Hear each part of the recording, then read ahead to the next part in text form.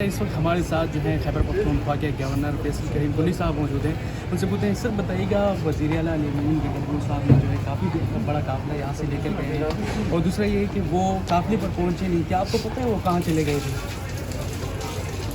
یہ تو وہ خود ہی بتا سکتے ہیں وہ کہاں پر گئے تھے. خود صاف تھا انہوں نے وہ جلاوٹ نہیں کہہ سکتا ہوں, وہ کوشش اختیار کی تھی.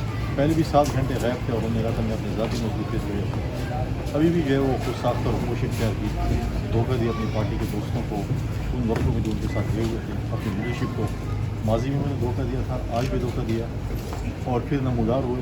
پہلے کہتے ہیں کہ میں کے پی ہاؤس میں تھا, پھر کہہ رہے تھے کہ میں جو ہے وہ ٹیکسی میں 12 ضلعوں سے گھوم کے آیا. تو میں سمجھتا ہوں کہ اس سے جھوٹ اور فریڈ اور فراڈ سے اس کو ایک آسکر ایوارڈ ملنا چاہیے. سر بیرسٹر سیف صاحب کہہ رہے ہیں کہ جو وزیر اعلیٰ صاحب جو تھے وہ غائب نہیں ہوئے تھے, انہوں نے ایک حکمت عملی اختیار کی تھی. کیا کہیں گے اس بارے میں؟ کیا واقعی وہ ایک حکمت عملی انہوں نے اپنائی تھی؟ حکمت عملی وہ تھی کیا تھی جب ان کے لیڈران کہہ رہے تھے کہ وہ گرفتار ہو چکے ہیں اور ان کو رہائی کے لیے وہاں پہ جلوس سے نکال رہے تھے. اتنے بڑے بڑے لیڈر ان کے جو نام لیڈر ہیں وہ تو کہتے یہ وفاقی حکومت کو گرفتار کر لیے. اب وہ کہہ رہے ہیں اب بیرسٹر صاحب کی میں کون سی بات کروں, وہ تو انڈیا کے فورن منسٹر کو بھی کہتے ہیں کہ وہ آ کر پی ٹی آئی اور سے خطاب کریں. تو جو ملک دشمنی پہلے ہی کر رہے تھے, اور ایک لڑی آ رہی ہے, پوری ایک کڑی آ رہی ہے, جس طریقے سے ڈی چوک پہ جو کرنا ہوا, اس کے بعد انہیں 9 مئی کیا, اس کے بعد IMF کو لیٹر لکھے کہ پاکستان سے ڈیل نہ کریں, اس کے بعد ابھی SCO کو سبوتاژ کرنے کے لیے انڈیا کے فورن منسٹر کو استعمال کر رہے ہیں. تو ہمیشہ ملک دشمنی کرتے ہیں, ملک لڑتے نہیں رہے. سر پشاور ہائی کورٹ میں درخواست دائر کی گئی کہ وزیر اعلیٰ کو جو ہے وہ نائل قرار دیا جائے, اس کو کیسے دیکھتے ہیں آپ؟ دیکھیں درخواست دائر کی اور ججوں نے فیصلہ کرنا ہے. کوئی وزیر اعلیٰ کو کوئی آسمان سے نہیں اترا. یہاں پہ وزیر اعظم بھی نائل ہوئے, تو وزیر اعلیٰ کوئی اتنی بڑی چیز نہیں ہے. وزیر اعلیٰ علی ممنون گل صاحب نے جو ہے کافی بڑا قافلہ یہاں سے لے کر گئے ہیں, اور دوسرا یہ ہے کہ وہ قافلے پر پہنچے نہیں. کیا آپ کو پتہ ہے وہ کہاں چلے گئے تھے؟